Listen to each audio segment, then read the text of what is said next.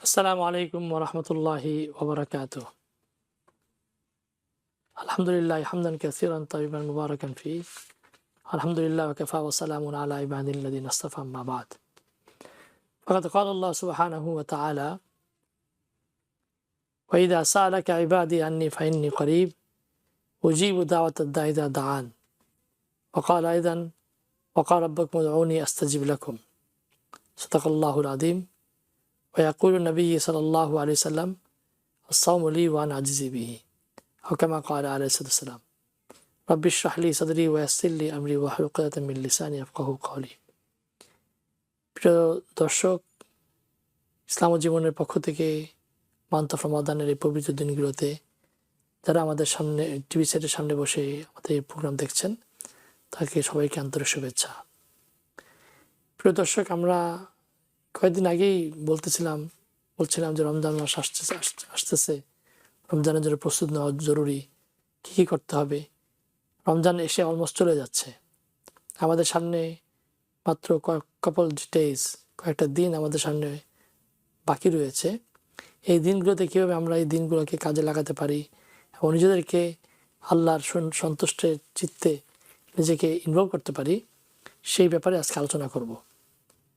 আল্লাহ সুবহানাহু ওয়া তাআলা কোরআনে কারিমের মধ্যে যেই আয়াতের মধ্যে আল্লাহ তাআলা যেই রুকুর মধ্যে আল্লাহ সুবহানাহু ওয়া তাআলা রমজান সম্পর্কে আলোচনা করেছেন, সেই রুকুর মধ্যে আল্লাহ সুবহানাহু ওয়া তাআলা দোয়া সম্পর্কে বলেছেন।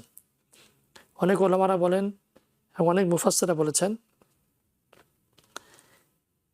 মুফাসসিরা বলেছেন যে আল্লাহ সুবহানাহু ওয়া তাআলা এই মান্থ অফ রমাদানে স্পেশালি আমাদের জন্য দোয়া কবুল করেন। এবং মান্থ অফ রমাদান শাহরুদ দোয়া, শাহরুল সবর, শাহরুল মাওয়াসাত, শাহরুল বুকা। এই মান্থ অফ রমাদানে আল্লাহ সুবহানাহু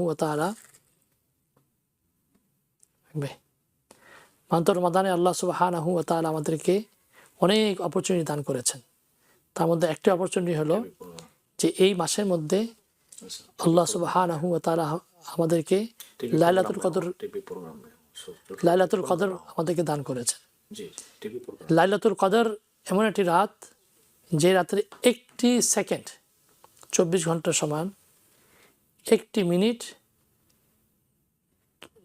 মিনিট অলমোস্ট 24 ঘন্টা একটা সেকেন্ড। যদি আমি খালি একবার সুবহানাল্লাহ বলি, তাহলে 24 ঘন্টা সুবহানাল্লাহ বলার সওয়াব হয়ে যাবে।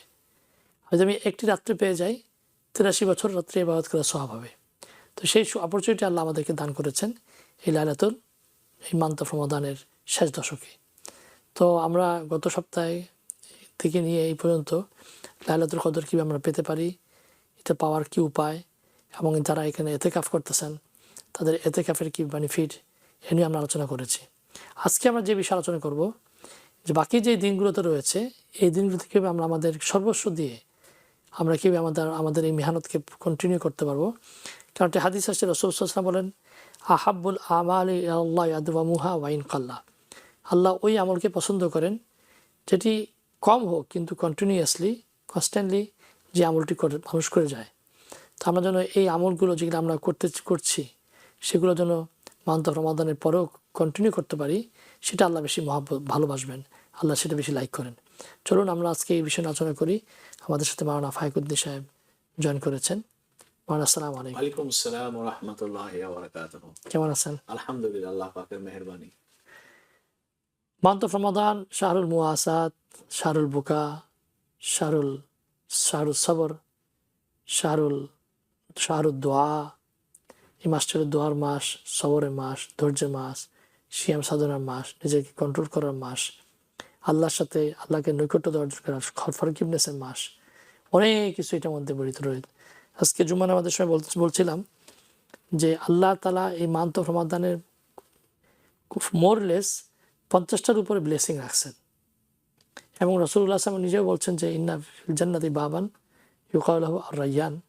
এবং সেই জান্নাতে যে দরজাটা, সেটা জান্নাতে নামই দিয়েছেন রায়্যান সাইমিনদের জন্য, যারা স্পেশালি মান্থ অফ রমাদানে রোজা রাখবে।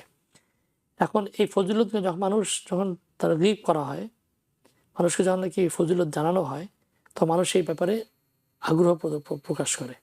দেখুন, আমি উদাহরণ দিয়ে একটা এক্সাম্পল দিই। আমি অনেক আগে তখন মেট্রো প্লাস একটা না, তখন একটা ফোন বের হয়েছিল, বাংলাদেশে কথা বলতে গেলে একবার ফোন করলে আনলিমিটেড কথা বলা যেত। মেট্রো পিসিএস না কি একটা ফোন ছিল। তো আমি সেই স্টেশনে গেলাম এই উড সাইডের দিকে। তো এক ভদ্রলোক আমার পাশে বসা, বাংলাদেশি ভদ্রলোক। তো আমি জিজ্ঞেস করলাম যে আপনি কবে আসছেন আমেরিকাতে? মোস্ট প্রবাবলি 2009 কি 8 হবে। তো বললো যে আমি কয়েকদিন আগে আসছি। তা আমি যে আপনি কী করবেন? যে আমি 4টা জব করি। একটা মানুষ 2টা নাকি 3টা জব করে, সে সারাদিনের মধ্যে 4 ঘন্টা ঘুমায় আর বাকি সবগুলোতে কাজ করে। আমি যে এত কাজ করেন, যে আমি টার্গেট নিয়ে আসছি যে আমেরিকাতে যে কদিন থাকবো কাজ করে টাকা পয়সা দিয়ে বাংলাদেশে ঘর বাড়ি বানাবো, এখানে ঘর বাড়ি বানাবো। আমার টার্গেট ওইটা। আমি আমেরিকাতে আসছি কারণ আমি দেখেছি যে আমার পার্শ্ববর্তী যারা থাকে আমেরিকাতে, বাংলাদেশে, তারা অনেক কিছু করে ফেলছে আমেরিকা আসার কারণে। তো ওই ফজিলতটা তার কাছে জানা আছে যে আমেরিকা আসলে সে শুধু জানা যে কত মেহনতের কাজ। তো এখানে এসে সকালেও কাজ করে, বিকেলেও কাজ করে, যখন সুযোগ পায় তখনই কাজ করে, সারাদিন এসে 4 ঘন্টা ঘুমায়। তাই আপনি তো অসুস্থ হয়ে যাবেন। আমি অসুস্থ হওয়ার আগে কামাই করে নেই, যা করার করে নেই, অসুস্থ বেশি দিন হবো না। 10 বছর আমার টার্গেট কাজ করার, তারপর আমি বাকি জিন্দিগি আরাম করে চলবো। তো কেন জিনিসটা হলো, সে দেখছে যে আমেরিকাতে আসছে, যে মেহনত করছে, বাংলাদেশে তার একাধিক বাড়ি জমি জমা, এখানে সে আরামে আছে, ওই ফজিলত তার সামনে আসছে। তো তদ্রুপভাবে আমাদের তো চোখে দেখা নাই আখেরাতের ব্যাপারে, কিন্তু আমরা রসুলকে বিশ্বাস করি। রসুল সাল্লাল্লাহু আলাইহি ওয়াসাল্লাম বলছেন আমাদেরকে এই আল্লাহ আমাদেরকে বলছেন। তো এই জিনিসটা একটা মানুষের অন্তরে চলে আসে, তখন তার ভিতরে আমলের জজবা পয়দা হবে, আমলের ব্যাপারে সে। তো এটা নিয়ে একটা আলোচনা করবেন আজকে ইনশাআল্লাহ। জি, আপনাকে অসংখ্য ধন্যবাদ। আলহামদুলিল্লাহ ওয়াসসালাতু ওয়াসসালামু আলা রাসূলিল্লাহ ওয়া আলা আলিহি ওয়া আসহাবিহি ওয়া মান ওয়ালা। আম্মা বা'দু ফাআউযু বিল্লাহি মিনাশ শাইতানির রাজীম। বিসমিল্লাহির রহমানির রহিম। ওয়া ফি যালিকা ফালইয়াতানাফাসিল মুতানাফিসুন। সাদাকাল্লাহুল আলিয়্যুল আযীম। আল্লাহ সুবহানাহু ওয়া তাআলা যে সমস্ত কর্ম মানুষের জীবনকে সামগ্রিকভাবে সমৃদ্ধশালী করে, যে সমস্ত কর্ম মানুষের জীবনকে বেশি উন্নত মানের করে তোলে, মনের দিক থেকেও এবং শারীরিকভাবেও সামাজিকভাবেও, দুনিয়ার এই পার্থিব জীবনে আল্লাহ পাক সেই সমস্ত কাজে আমাদেরকে প্রতিযোগী হতে বলেছেন, আগ্রহী হতে বলেছেন, সেই সমস্ত কাজ করার জন্য সদা তৎপর থাকতে বলেছেন। জীবনটা হলো চলমান একটি ধারা, যে ধারার উপরে আমরা চলছি রূহের জগতে জন্মগ্রহণ করার পর থেকে আজও। এবং এই জীবনের এই গতিটা, আমাদের যে অব্যাহত ধারা, এই ধারাটা এভাবে চলতে থাকবে এবং আমাদের প্রচেষ্টা এটা অনিবার্যভাবে সামনের দিকে অগ্রসর হবে যতক্ষণ না আমাদের জীবনের চূড়ান্ত যে লক্ষ্য, ডেস্টিনেশন, সেখানে উপনীত না হই। নেক আমলের ফলাফলে আমরা চাই আমাদের ফাইনাল স্টেশন, গন্তব্য জান্নাত। তো জান্নাতে যাওয়ার আগ পর্যন্ত যে সমস্ত কর্ম আমাকে করতে হচ্ছে, আমাকে নিয়ে যাচ্ছে জান্নাতে, সে সমস্ত কর্মে আমাকে সদা তৎপর থাকতে বলেছেন।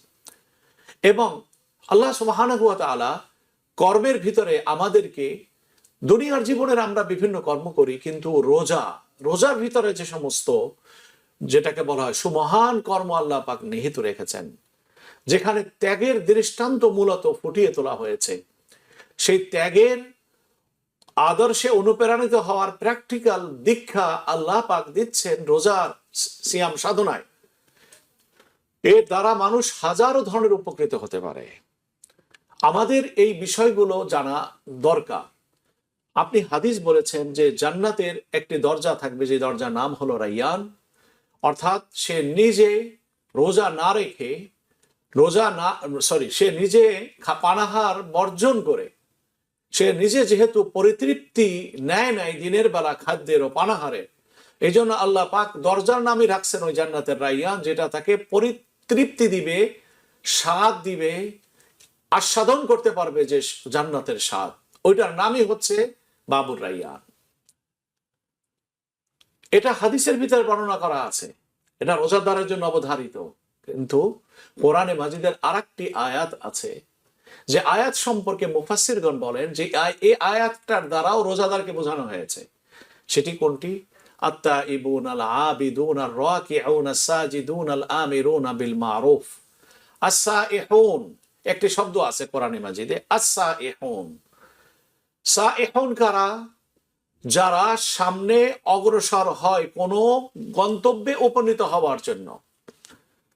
বলে যেখান থেকে রোজাদারকে কিভাবে বোঝানো হলো যে আল্লাহ সুবহানাহু ওয়া তাআলা রোজাদারের জন্য যে অসাধারণ পুরস্কার জান্নাতে তৈরি করে রেখেছেন, এই জিনিসটি তাদেরকে যখন দেওয়া হবে, দেখানো হবে, তখন তারা সেই নিয়ামতকে পাওয়ার জন্য সবচেয়ে বেশি আগ্রহী হবে এবং সে দ্রুত ওই নিয়ামত উপভোগ করার জন্য সামনে অগ্রসর হবে।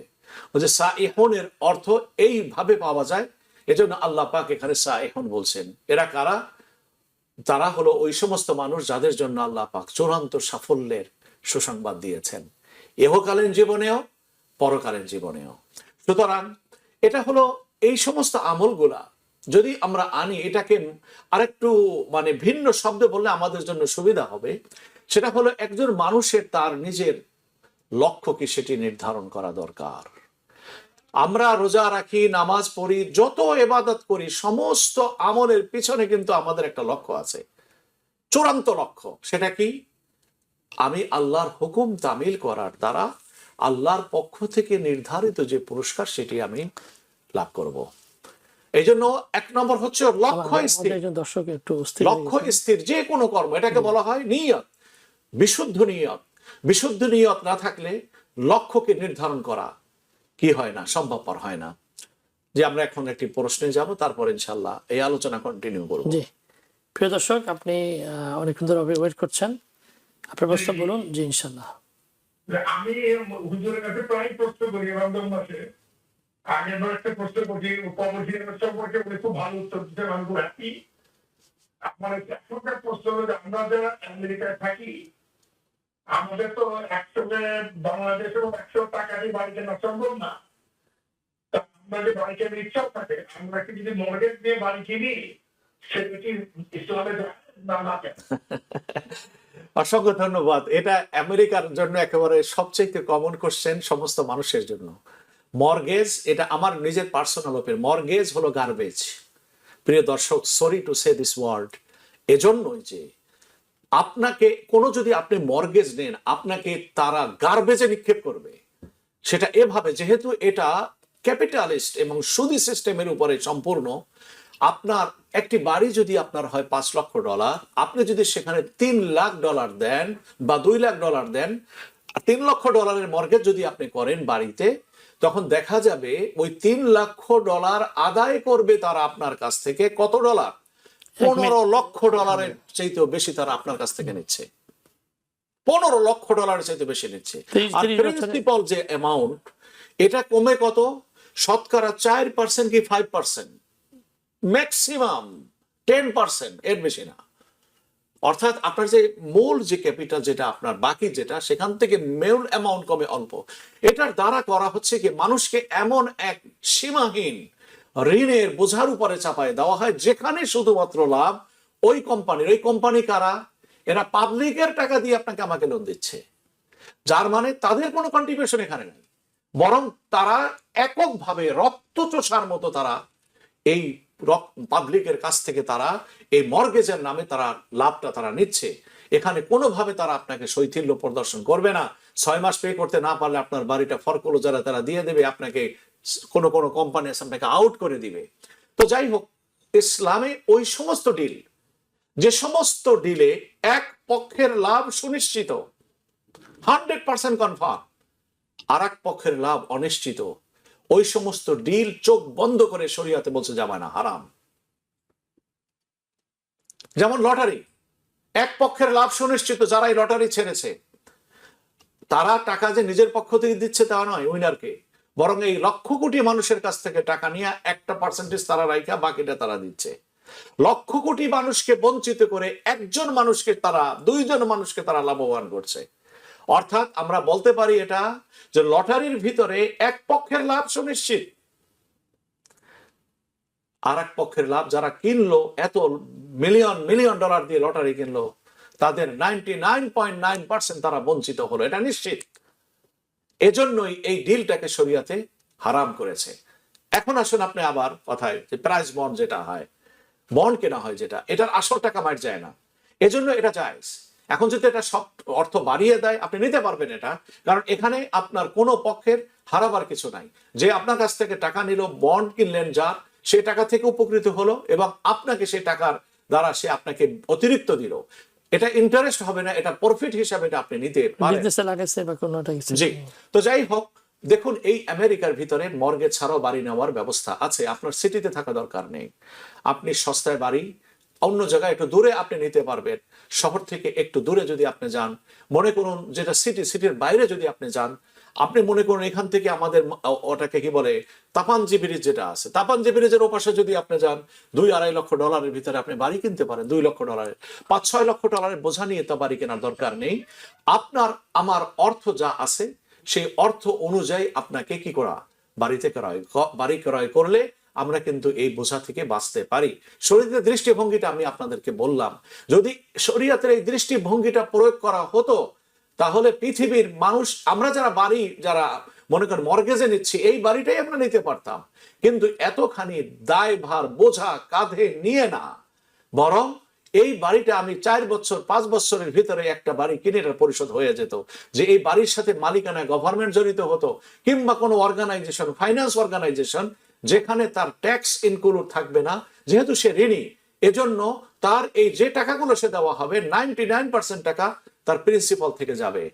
এবং এভাবেই যদি বাড়ি হয়ে যায় তাহলে কি হতো, তাহলে দেখুন অল্প 5-6 বছরের ভিতরে একজন মানুষ তার বাড়িটা সে নিতে পারতো। যেহেতু ওই অর্থনীতি, ওই কারেন্সি বিশ্ব নেতৃত্ব যারা দিচ্ছে তারা ইসলামের অর্থনীতির থিওরি ফলো করছে না বিদায় আমরা তার সুফলটা দেখতে পাচ্ছি না।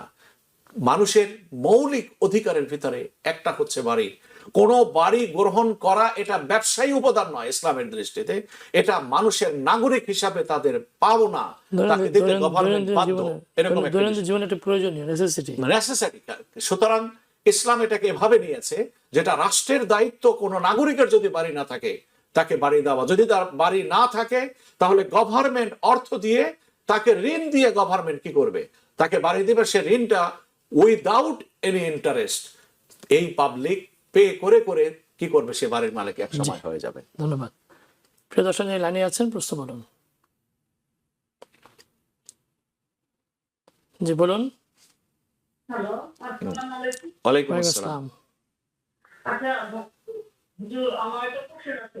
আমি ব্যাংকিংয়ে চাকরি করি, ব্যাংকিংয়ে তো পোস্ট সেল করে মানে শুয়ারের কনসেপ্ট করে, তো ওই বেতন আমি নিতেছি, তো আমার এই টাকা দিয়ে আমি জাকাতে ফেরতে এবং যত কাজ আছে আমি করি, দোকানে দিই, উমরা যাওয়ার চিন্তা করছি, তো আমার এই টাকাটা কি হালাল হবে? আমি যে দিতেছি করতেছি না অন্য কোনো জব করার জন্য একটু কোশ্চেন।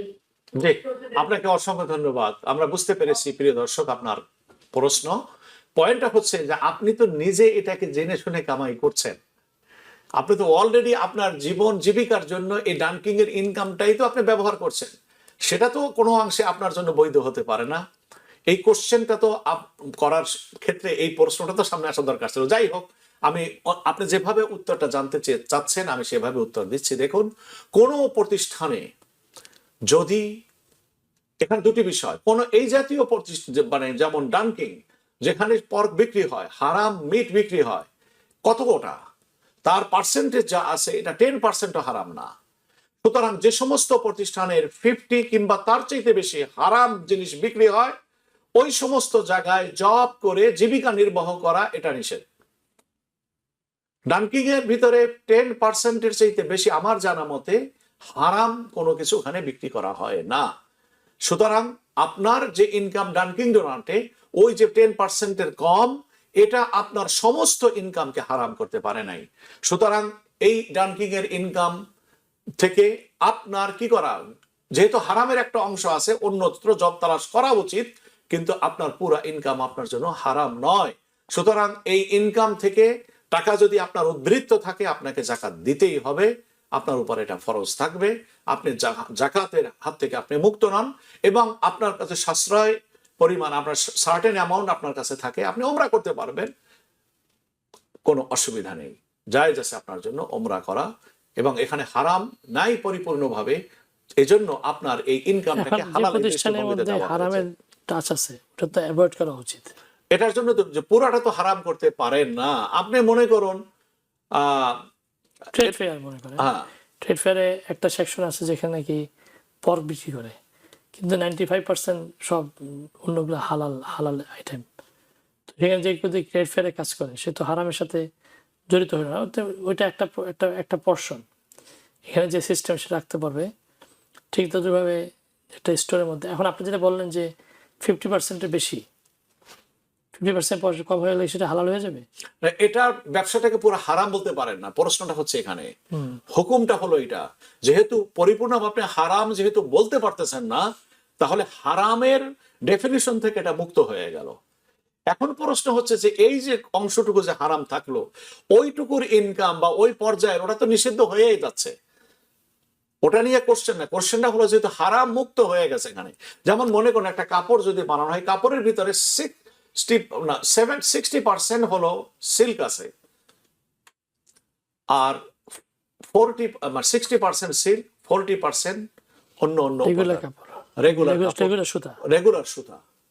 তাহলে এক্ষেত্রে কি, এক্ষেত্রে মশলা হলো কি, এটা হালাল ইনা, ওরা জানি কি বলে, আপনি পরিপূর্ণভাবে এই অংশটাকে আপনি হারাম বলতে পারবেন না।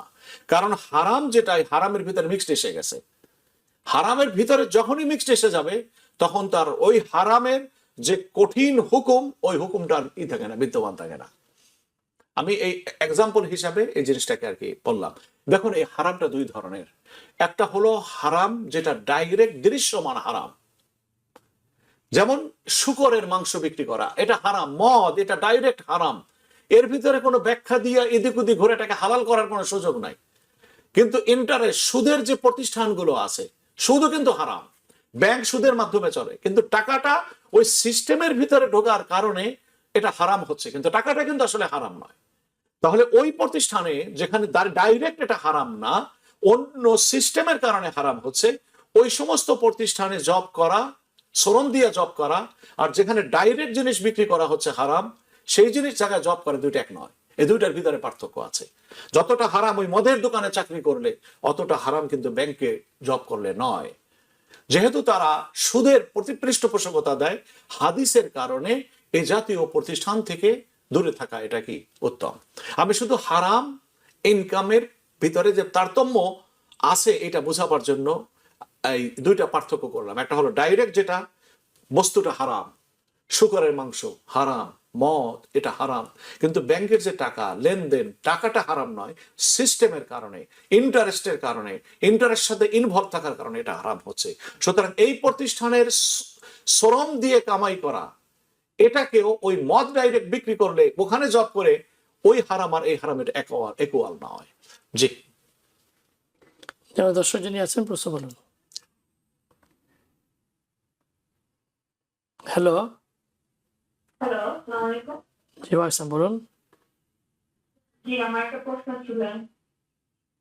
শুনছি, বলুন। জি, আমাকে একজন বললো যে টাকা যখন ব্যাংকে থাকে, তো একটা অ্যামাউন্ট আপনাদের সেটা টাকা মনে করেন তার পরের বছর দিচ্ছে। তো সে বললো যে তার পরের বছর যখন আমি জাকাত দিব, আবার ওই সেম টাকা তো অলরেডি টাকা জাকাত দিয়ে দিচ্ছি, ওইটার অতিরিক্ত যদি টাকা থাকে তাহলে সেইটার জাকাত দিতে হবে। কিন্তু আগের বছর যেটা দিয়ে দিত ওটা নাকি আর জাকাত দিতে হবে না। আমি এটা কনফার্ম করতে চাচ্ছিলাম। আর আরেকটা প্রশ্ন, আপনি খেয়াল করে বলেন।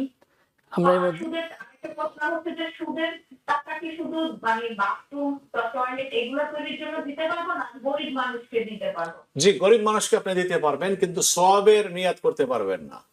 গরিব মানুষকে দিতে পারবেন। জি, আপনার প্রথম প্রশ্ন ছিল জি, যে মনে করেন এখন 2026 আমার 5 লাখ টাকা আমার ব্যাংকে আছে, 5 লাখ টাকা বা $1 লক্ষ আমি 2,500 টাকা আমি আমার জাকাত বের করে বলছি। 1 লাখ টাকা থেকে $2,500 জাকাত দিয়ে দিচ্ছে।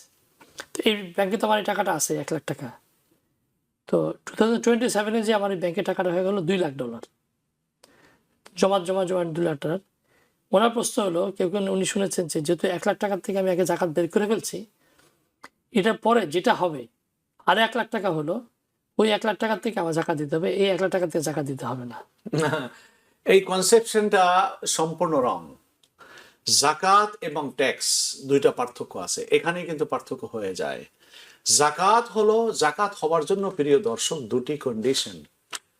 1 নম্বর হলো জাকাতের যে পরিমাণ জিনিস থাকলে আপনার উপরে জাকাত হয়, এটাকে বলা হয় সাহেবে নিসাব। সাহেবে নিসাব বলতে বোঝায় যে আপনি জাকাত দেওয়ার উপযোগী পরিমাণ সম্পদের অধিকারী হয়ে গেছেন। এটা হলো 1। 2 নম্বর হলো যে সম্পদটা আপনার কাছে আছে ওই সম্পদটার উপরে বৎসর অতিবাহিত হওয়া। আপনি যে টাকা 5 লাখ ব্যাংকে রাখছেন, এটার উপরে যখনই বৎসর অতিবাহিত হয়ে যাবে আপনাকে জাকাত দিতে হবে। প্রশ্ন করবেন, এটা তো জাকাত দিছে আবার কেন দিব? এটা এই জন্য দিবেন, এই যে টাকাটি, এই টাকাটা শুধু আপনি এককভাবে উপভোগ করার জন্য আল্লাহ পাক আপনাকে দেন নাই। এই টাকার ভিতরে অংশ আছে ওই মানুষদের, যে মানুষদের তাদের নিজের জীবনের প্রয়োজনীয়তা পূরণ করতে পারে না। কোরআনে আল্লাহ পাক বিভিন্ন আয়াতে বলেছেন, অফি আমওয়ালিহিম হাক্কুন লিসসাইলি ওয়াল মাহরুম। এটা যদি আপনি আদায় করেন, তো প্রয়োজন তার আমি দেবো কেন কোশ্চেন আবার আপনি করবেন। এটা এই জন্য দিবেন, ওই প্রয়োজনীয়তা দিবেন যে আপনি, সেটাও আপনি আপনার নিজের সুবিধার জন্য আপনি দিচ্ছেন। সেটা কিভাবে? 1 নম্বর হলো এই যে আপনি যখন টাকাটা দিবেন তখন এই টাকাটা সার্কেলিং হবে, সার্কুলেশন হবে মানুষের ভিতরে। সম্পদ যখন মানুষের ভিতরে সার্কুলেট হতে থাকে তখন দারিদ্রতা সেই সমাজ থেকে বিদূরিত হয়ে যায়। প্রিয় দর্শক, আপনি জানবেন যে আমেরিকায় আমরা আছি, এই আমেরিকায় বিলিয়নস ট্রিলিয়নস ডলার ব্যাংকের ভিতরে অলস মানি পড়ে আছে, কিন্তু এরা আপনাকে সহজ শর্তে কখনো ঋণ আপনাকে দিবে না। কারণ তারা এই সিস্টেমটাকে, পাবলিকের কাছ থেকে টাকা কত কৌশলে কিভাবে নেওয়া যায় সেই পলিসি অ্যাপ্লাই করে তারা। এজন্যই তাদের এই যে সম্পদ কি হয়ে গেছে, যারা ব্যাংকের মালিক তাদের কাছে পৃথিবীর সম্পদ। রাষ্ট্র যারা চালায় তারা কিছু না, কিন্তু এদেরকে পরিচালনা করে ব্যাংকের যারা মালিক তারাই। কিভাবে সম্ভব হয়েছে? ওই টাকা এক জায়গায় কুক্ষিগত হয়ে থাকার কারণে এটা সম্ভবপর হয়েছে। পৃথিবীর সম্পত্তির 80% সম্পদ পৃথিবীর মাত্র 20% মানুষের হাতে, যার কারণে এদের যে সম্পদ আছে এরা যদি সুষ্ঠুভাবে যেভাবে জাকাত বলছে দিতে, প্রতি বছর যদি এভাবে তাদের কাছ থেকে দেওয়া হতো, পৃথিবীর কোন মানুষ, বর্তমান পৃথিবীতে প্রত্যেকটা মানুষ মিলিয়ন ডলারের মালিক প্রত্যেকটা মানুষ হতে পারত। কিন্তু সেই সমাজ ও সিস্টেম যেটি রাসূলুল্লাহ সাল্লাল্লাহু আলাইহি সাল্লাম দুনিয়াকে দিয়েছিলেন, নবীজির যুগের মানুষ ভুট্টা, ছাতু, খেজুর এগুলাই ছিল তাদের প্রত্যাহী খাবার। সেই অর্থনৈতিক অনুন্নত এই দেশ যখন রাসূলুল্লাহ সাল্লাল্লাহু আলাইহি সাল্লাম হাতে নিলেন, তখন তিনি বললেন মদিনায় এসে, মান তারাকা দাইনান আও দিয়াআন ফালাইয়া, মান তারাকা মালান ফালিওয়ারাসাতি। যদি কেউ সম্পদ রেখে মারা যায়, তার সম্পদ ডিস্ট্রিবিউট হবে তার অনুসারীদের, তার যারা উত্তরাধিকারী তাদের ভিতরে। আর যদি কোনো মানুষ ঋণগ্রস্ত হয়ে মারা যায়, আর যদি কোনো মহিলা বিধবা হয়, কোন সন্তান তার দেখাশোনা করার কেউ নাই, ওই বিধবা মহিলা, ওই সন্তান যার পৃষ্ঠপোষকতা দেওয়ার কেউ নাই, তার ভরণ পোষণের দায়িত্ব আমি নিলাম, অর্থাৎ ইসলামের এই সিস্টেমের উপর অর্পণ করলাম। ইসলামের অর্থনীতি এতটা বেশি কল্যাণকর, যেহেতু এটা একটা দৃষ্টান্ত নাই পৃথিবীতে, এজন্য আপনাদেরকে এর কার্যকারিতাটা বোঝানোই মুশকিল। যে ব্যালেন্স, অর্থনৈতিক ব্যালেন্স সমাজে যখন থাকে না তখনই দারিদ্রতা আসে। পৃথিবীতে এক শ্রেণীর মানুষ এমন আছে যারা ডেইলি মিলিয়ন ডলার খরচ করে। পৃথিবীতে এমন মানুষ এমনও আছে যাদের প্রতিদিন $10 পরিমাণ তাদের মৌলিক প্রয়োজনীয়তা পূরণ করার জন্য ব্যয় করতে পারে না। এই পার্থক্যটুকু এজন্যই হয়েছে যে সমাজের যে অর্থনীতির সার্কুলারেশন, এই সার্কুলারেশন ব্লাডের মতো মানুষের ভিতরে নাই। জাকাত এই সার্কুলারেশনটাকে এভাবে কি করছে, তৈরি করে রাখছে। সুতরাং বছর অতিবাহিত হয়ে গেলে আপনার টাকা যেটা গত বছর আপনি জাকাত দিয়েছেন, বছর অতিবাহিত হলে আবার ওই জাকাতের হুকুম ওই সম্পত্তির উপরে আসবে। যারা বলছে যে না এটা টাকা তো দিয়ে দিছে জাকাতে, তারা জাকাতের মর্ম কি, ডেফিনেশন কি, সেই মৌলিক সূত্র থেকে তারা বহুদূরে, তারা এই বিষয়টি বুঝতে পারে নাই, বিধায় তারা এই কথা বলে, এবং এটা সম্পূর্ণ ভুল। আপনার কাছে টাকা থাকলে, নিসাব পরিমাণ টাকা হলেই বছর অতিবাহিত হওয়ার পরেই আপনাকে জাকাত আদায় করতে হবে। এটা আপনার উপরে ফরজ। আদায় না করলে, জাকাত না আদায় করার যে শাস্তি, সে শাস্তির অন্তর্ভুক্ত আমরা হয়ে যাব। উনি বলছেন যে জাকাতের যে সুদের যে টাকাটা ইন্টারেস্ট, সেটা কি বাথরুম রাস্তাঘাট করা যাবে কিনা? না, এটা সারা অন্য গরিবদেরকে দেওয়া দিতে পারবেন আপনি। কন্ডিশন শুধু এটি যে আপনি এই গরিবদেরকে টাকার দ্বারা সওয়াবের নিয়াত করতে পারবেন না, এটি হচ্ছে কথা। জি, প্রিয় দর্শক যিনি লাইনে অপেক্ষা করছেন, প্রশ্ন করুন। হ্যালো। আসসালামু আলাইকুম। ওয়ালাইকুম আসসালাম। আমার প্রশ্ন হচ্ছে প্রথম প্রশ্ন হচ্ছে, ধরেন কেউ এমন একটা বিজনেস করে, ধরেন যাদের আছে, তারা সেখানে বিয়ার বা মদ অ্যালকোহলিক বিক্রি করে, কিন্তু সেই লোকটা আবার ধরেন মসজিদে অনেক দান সৎকার করে, আবার এমন একটা কিছু অ্যামাউন্টের দান মসজিদে করলো, সেটা হয়তো বা মসজিদের খুব বড় একটা অর্থনীতি তার দানের দ্বারা উপকৃত হয়। তো এখন এই ক্ষেত্রে পাপা পুণ্যের রিজার্ভেশনটা কি হবে? জি, প্রিয় দর্শক, আপনার শেষ শব্দটি বুঝতে পারিনি, লাস্টের এটা রেজাল্টটা কি হবে? সে তো দান করতেছে। এটার দুই ধরনের উত্তর আপনাকে আমরা দিতে চাই। এক নম্বর হচ্ছে, যার ইনকামের ভিতরে ভেজাল আছে, সহজ কথায় তার উচিত বেশি দান করা। এজন্য দান করা যে কমপক্ষে এতটুকু ল্যাম্প এক্সকিউজ হিসেবেও আল্লাহ পাকের সামনে পেশ করা যাবে, আল্লাহ অনন্যপায় হয়ে হারাম হইতে ইনকাম করেছি, আমার হারাম সন্দেহযুক্ত ছিল, হারামের সংমিশ্রণ ছিল, সুতরাং আমি যতটুকু করছি আমার এই মানে খোড়া এই কাজটুকুকে আপনি গ্রহণ করে আমাকে মাফ করে দেন। একটা ব্যবস্থা।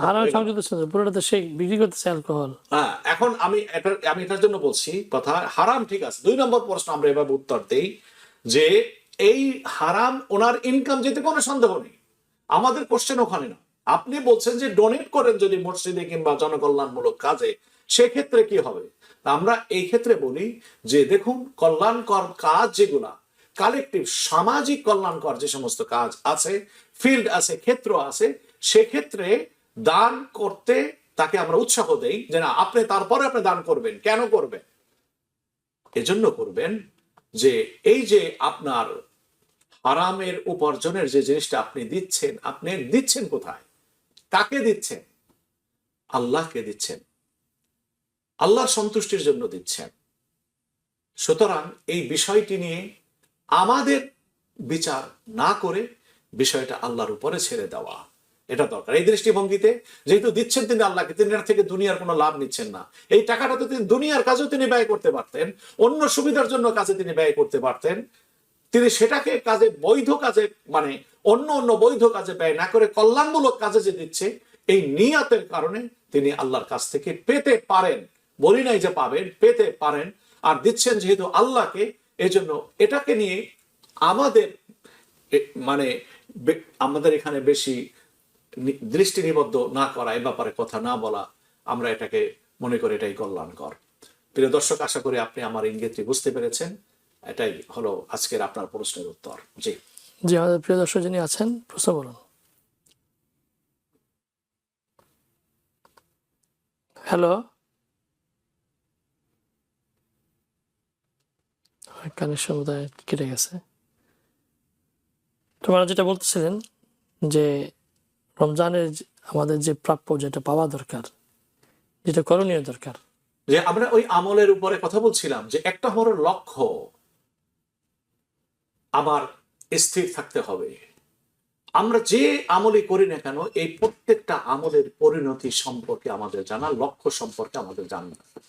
দুই নম্বর হচ্ছে যে কাজটি আমি করছি, এই কাজটির জন্য আমাকে পরিপূর্ণভাবে আন্তরিক হতে হবে। যেমন আমি জিকির করছি, জিকিরের তরিকাকে জানা, সেইভাবে জিকির করা। নামাজ পড়ছি, নামাজ পারফেক্টলি কিভাবে আদায় হয় সেটা জানা, সেভাবে আদায় করা।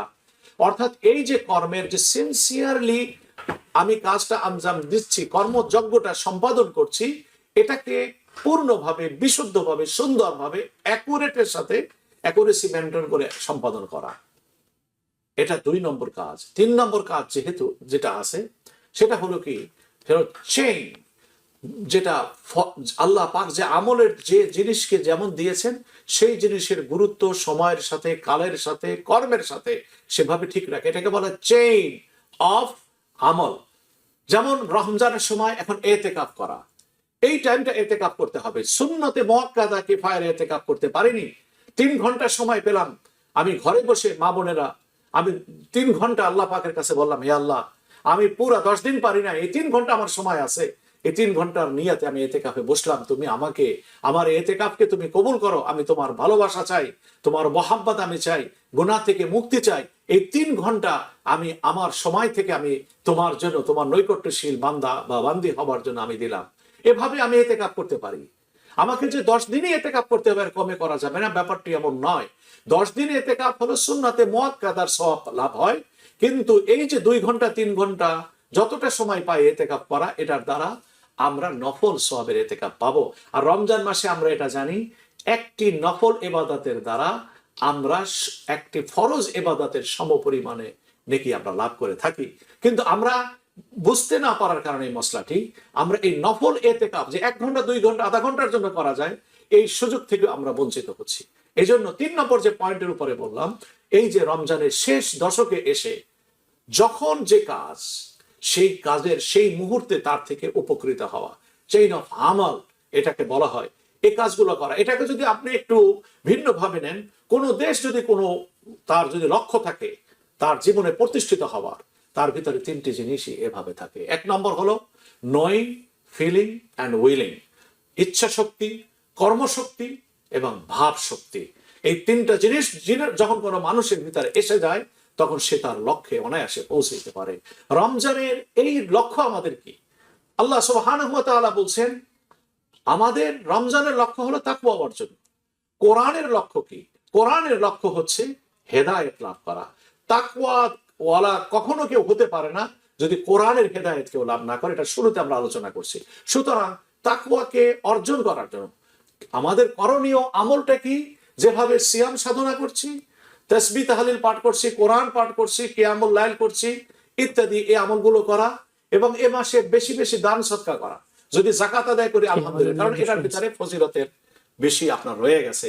এই চান্স গুলোকে নষ্ট না হতে দেওয়া, যদি আমরা এই মনোবৃত্তি নিয়ে এই 10 দিন বা সামনে আমাদের বেজর রাত্র আরো আছে, কদরকে পাওয়ার জন্য যদি আমরা নিজকে নিমগ্ন করি সৎকর্মে, আল্লাহ সুবহানাহু ওয়া তাআলা এই রমজান থেকে আমাদেরকে পরিপূর্ণ উপকৃত। জি, প্রিয় দর্শক লাইনে আছেন, প্রশ্ন বলুন। জি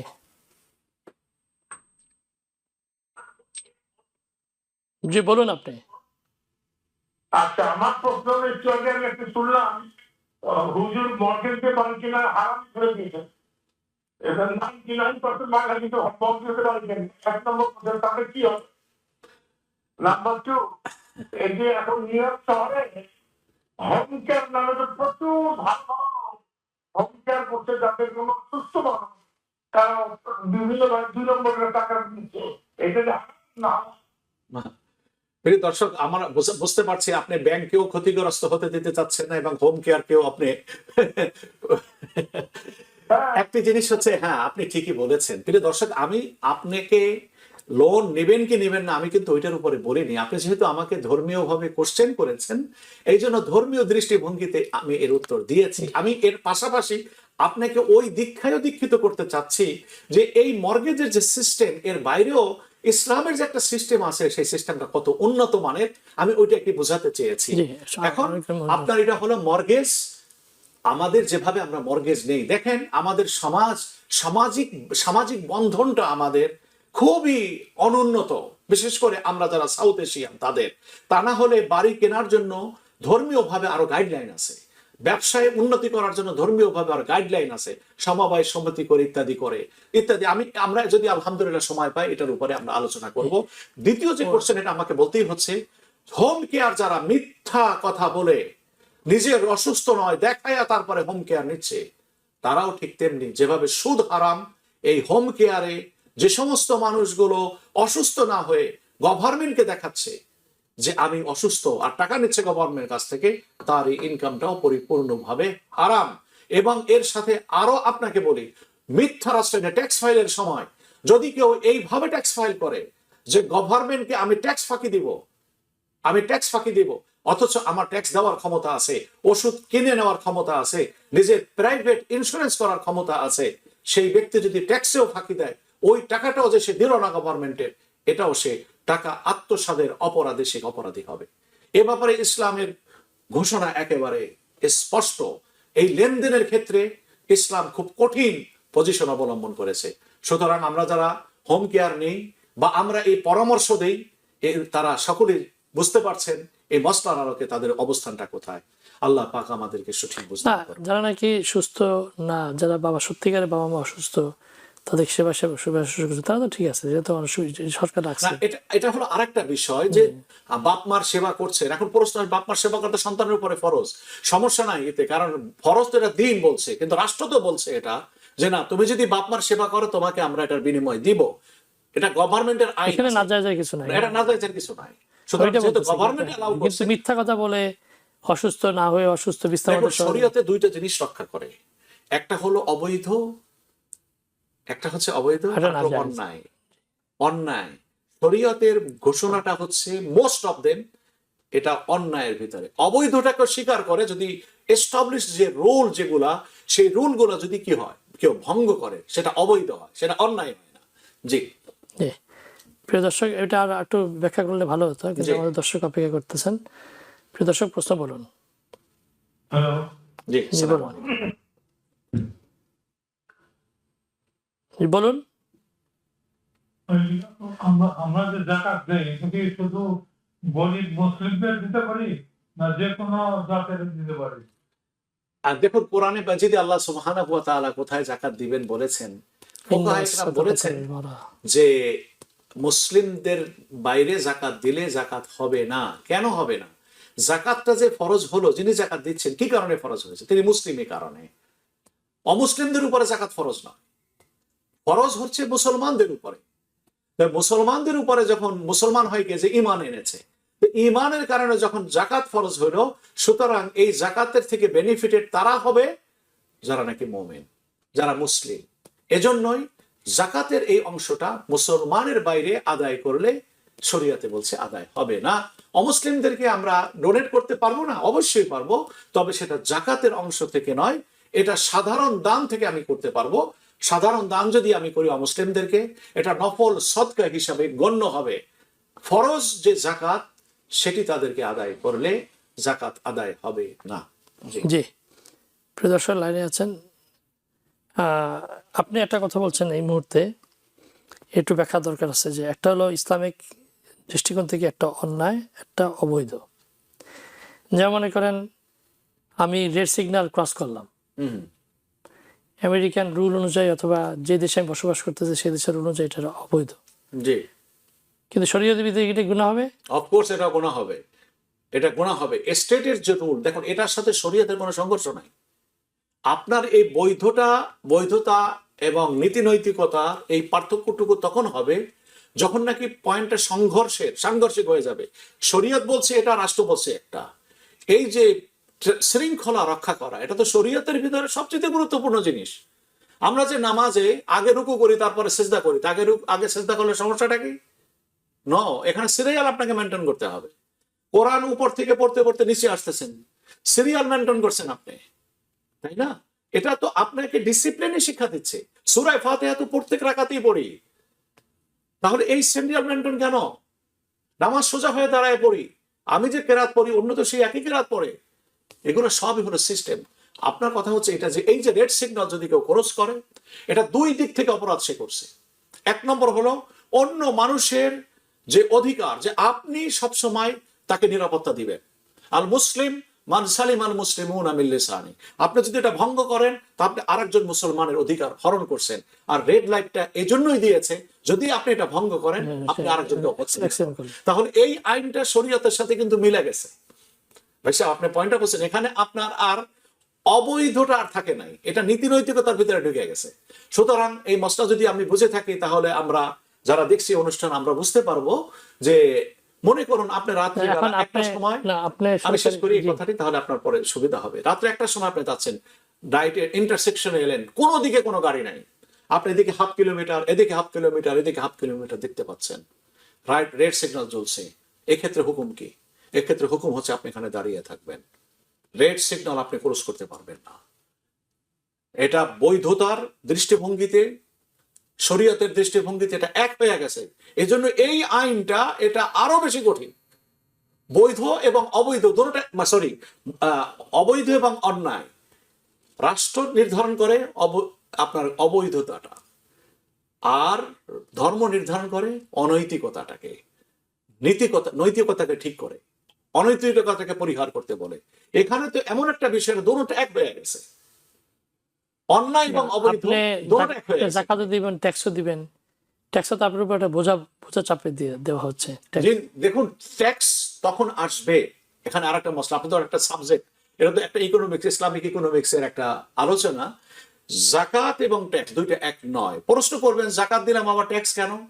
ট্যাক্সের কোশ্চেন তখন আসবে যদি জাকাত দেওয়ার পরে যদি সামাজিক ভাবে রাষ্ট্রীয় কার্যক্রম পরিচালনা করার কি নাই, মানে পরিমাণ অর্থ নাই, তখন ট্যাক্সের উপরে গভর্নমেন্ট হাত দিবে। কোন কোন জায়গায় সেটাও নির্ধারণ করা আছে। আমি একটু এখানে আপনার এই কোশ্চেনের পাশাপাশি একটু বলে নেই যে জাকাতটা কতখানি উপকারী একটু আপনাকে দেখাই। সারা পৃথিবীতে মুসলমানদের এখন যে সম্পদ আছে, এই সম্পদের জাকাত হয় $450 বিলিয়ন, ক্লোজ টু $500 বিলিয়ন। তার মানে $500 ট্রিলিয়ন জাকাত। আপনি যদি 10% জাকাত যদি ঠিক মতো আদায় করা হয়, মুসলিম বিশ্বে কোথাও কোনো দেশ গরিব থাকে না। উইথিন 5 ইয়ার্স সমস্ত দেশকে উন্নত রাষ্ট্রের পর্যায়ে নিয়ে যাওয়া যায়, যেতে পারবে। কিন্তু সম্পদের উপরে বসে আছে কারা? যারা আজকে লড়াই করছে, যারা আজকে শোষণ করছে অর্থের নামে, রাজনীতির নামে, মানবাধিকারের নামে। আরবদের সকল এই সমস্ত অর্থহীন, বিকলাঙ্গ, বুদ্ধিহীন, বিবেচনাহীন, অথর্ব, অর্বাচীন এই লিডারগুলো, যারা তাদের মুষ্টিমেয় কয়েকজন মানুষের সুবিধার জন্য পুরা মুসলিম জাতির অধিকারকে তারা বঞ্চিত করছে। সৌদি আরবের এই রাজ ফ্যামিলির সংখ্যা মাত্র 13,000। তারা সৌদি আরবের 43% সম্পদ শুধু এই 13,000 মানুষ ভোগ করে।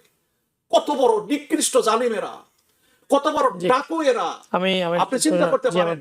এই জাতীয় হিংস্র যারা, মানবতার সভ্যতার কলঙ্ক, এদেরকে মুসলমানদের উপরে বসায় রাখছে ওই দেশগুলো যারা ডেমোক্রেসির জন্য সকাল সন্ধ্যা চিৎকার দেয়, শিক্ষা দেয়। তারা এদের রাজতন্ত্রকে টিকায় রাখছে। এদেরকে কেন জানে? রাজতন্ত্র না থাকলে, এখানে ইসলামের নীতিতে যদি চলে, মুসলিম বিশ্বের উপরে ধন্যবাদ। অর্থনৈতিক প্রিয় দর্শক, আপনারা দেখছেন ইসলাম জীবন। আমরা আমাদের প্রোগ্রামের শেষ পর্যায়ে চলে এসেছি। আল্লাহ আমাদেরকে সত্যিকারের ইসলাম অনুযায়ী দিনের উপর চলার তৌফিক দান করুন, এবং আল্লাহ সুবহানাহু আমাদেরকে পরিপূর্ণভাবে মান্ত সমাধানের যেই ফজিলত, এগুলো অর্জন করে আল্লাহর নৈকট্যতা অর্জনের মাধ্যমে জান্নাতবাসী হওয়ার তৌফিক দান করুন, এবং গুনাহ থেকে মুক্ত হওয়ার তৌফিক দান করুন। এই আশা রেখে আজকের মতো ইসলাম জীবন শেষ করছি। আসসালামু আলাইকুম ওয়া রাহমাতুল্লাহি ওয়া বারাকাতুহু। TBN 24 টেলিভিশন দেখতে আজই কল করুন 7187776556। লগ ইন করুন www.totalcablebd.com। নিউ ইয়র্ক থেকে সম্প্রচারিত TBN 24 টেলিভিশন বিশ্বজুড়ে বাঙালির কণ্ঠস্বর।